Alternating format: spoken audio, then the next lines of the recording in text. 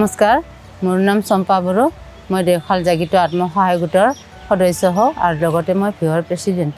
মোৰ নাৰ্চাৰীখন প্ৰথম ষ্টাৰ্ট দিওঁতে মই 12 চনত ষ্টাৰ্ট দিছিলোঁ।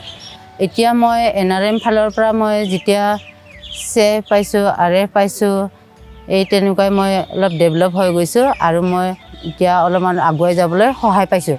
মই প্ৰথমতে নাৰ্চাৰীখন ষ্টাৰ্ট দিওঁতে তেতিয়া মোৰ 5,000 মাহত তেনেকুৱা বিক্ৰী হয়।